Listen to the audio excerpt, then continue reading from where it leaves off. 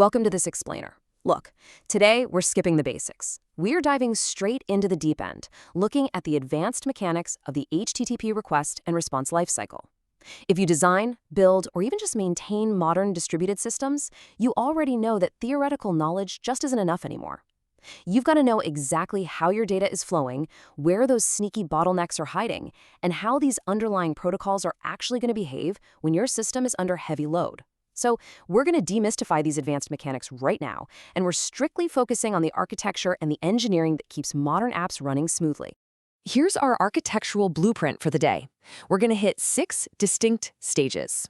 We'll start by diagnosing latency and system bottlenecks, then move into the multiplexing revolution, how to handle dynamic payloads, ensuring reliability in microservices, locking things down with defense and security filtering, and finally bringing it all together into one optimized ecosystem.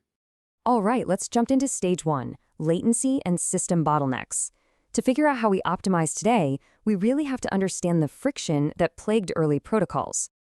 Okay, so the ultimate enemy of network performance is something called head-of-line blocking. Back in the HTTP/1.1 days, engineers tried to speed things up using a technique called pipelining. The idea was simple: send multiple requests without waiting for the first one to finish. Sounds great, right? But there was a fatal flaw. The responses still had to come back in the exact sequential order they were requested. So if your first request was this massive, incredibly slow database query, every single lightweight request after it was just trapped in line, waiting. The entire pipeline was completely blocked. This brings us to a really crucial evolution in how we manage connections. In the old paradigm, systems suffered from massive latency overhead because, get this, they had to perform a full TCP handshake for every single HTTP request. It's literally like having to negotiate and sign a brand new contract every single time you want to ask a question. The HTTP/1.1 fix for this was persistent connections. By keeping that TCP connection alive and just reusing it for the next requests, the protocol drastically cut down that handshake latency. But as we just saw with head-of-line blocking, persistent connections alone couldn't magically solve those sequential traffic jams. Which brings us to our second stage, the multiplexing revolution. This is really the engineering engine room of modern networking. To actually break those linear bottlenecks, the industry needed a totally definitive solution. And that arrived with HTTP/2. Now, this wasn't just some minor update. It was a massive structural overhaul.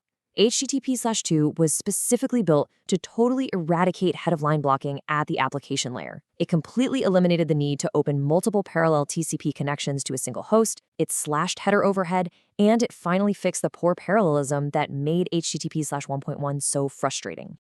The brilliant mechanism that made all of this possible? Multiplexing.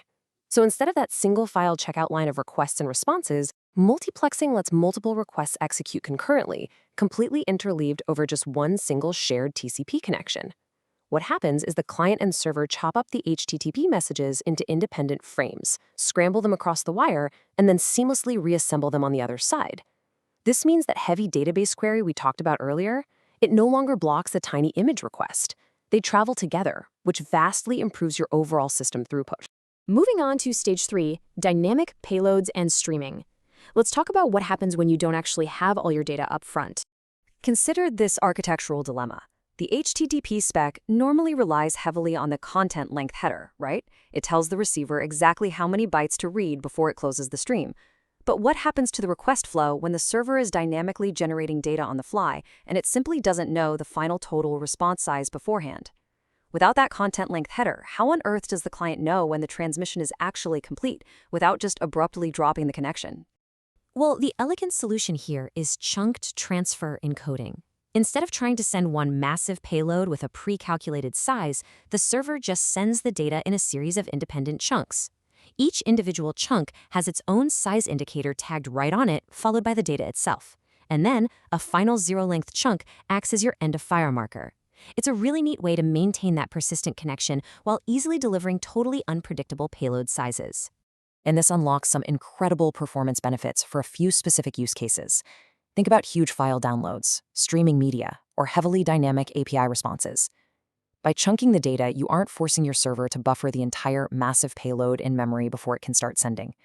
And even better, your client can start parsing and chewing on that data on the fly long before the full response has actually crossed the wire. Now, from data flow, we need to transition to system stability. Stage 4 is reliability in microservices, and how we keep our internal mesh alive when things inevitably fail. In a highly distributed architecture, an HTTP request that hangs indefinitely is an absolute catastrophe. Without explicit boundaries, your threads pool up, memory spikes, and resources become hopelessly blocked. The result? Cascading system failure. Good API design demands strict timeout configurations across the board. You need an aggressive client timeout, a protective server timeout, and a gateway timeout at your reverse proxy or load balancer. You literally have to engineer for failure if you want your system to recover gracefully. So the kicker is knowing exactly what to do when that timeout inevitably hits. When a transient failure happens, should your microservice just blindly retry the request? Well, it depends entirely on the HTTP method. Get and head requests are inherently safe and idempotent. That means you can retry them 100 times if you need to without changing the server's state. But post requests, those are fundamentally unsafe to just retry blindly because they represent actions like create this user or process this payment. If you retry a post, you risk duplicating a financial transaction or corrupting data, unless, of course, you've specifically engineered idempotency keys into your system architecture to prevent exactly that. System reliability obviously goes hand in hand with our fifth stage, defense and security filtering. Let's talk about protecting the perimeter. The absolute golden rule of enterprise API security is that you can never ever trust client input, period. And input doesn't just mean the primary JSON body. Attackers are going to probe every single surface area of your HTTP request. Yes, you have to enforce strict validation against the request body, absolutely. But you also need to rigorously sanitize incoming HTTP headers, aggressively filter those query parameters, and validate all the path parameters in your URIs. Every single piece of data crossing the wire is a potential attack vector. Which leads us straight to this fundamental architectural mantra, authenticate before authorization. You must always strictly verify the identity of the client using robust mechanisms like secure tokens over HTTPS before you ever spend a single CPU cycle figuring out if they actually have the permissions to access the resource. Getting this order wrong isn't just a minor logic bug, it's a massive, highly exploitable security flaw. All right, stage 6, the optimized ecosystem. Let's bring all of this together and look at the culmination of the request's lifecycle. If you neglect the protocols and constraints we've been talking about, your system will inevitably fall victim to what's called the performance degradation cascade. It's a domino effect. It starts deceptively simple. Maybe you allow overly large request bodies. Well, that immediately spikes your bandwidth usage, which in turn drives up your network latency. Once that massive payload actually hits your server, it triggers higher memory usage, which leads to slower parsing times, and eventually blocked threads. To prevent this whole cascade from taking you down, you've got to implement optimization techniques right at the HTTP layer. We're talking payload compression, strict pagination, utilizing streaming like we discussed, and aggressively caching responses wherever you possibly can. When you trace a single request through a truly optimized system, you realize just how much heavy lifting the underlying protocols are doing for you. It kicks off with the DNS lookup, moves into the TCP handshake to establish the connection, followed by the complex cryptographic TLS handshake for HTTPS security. Only after all of that is the actual HTTP request dispatched. It hits your load balancer, routes to the application server, and finally queries the database or cache. And here's the wild part.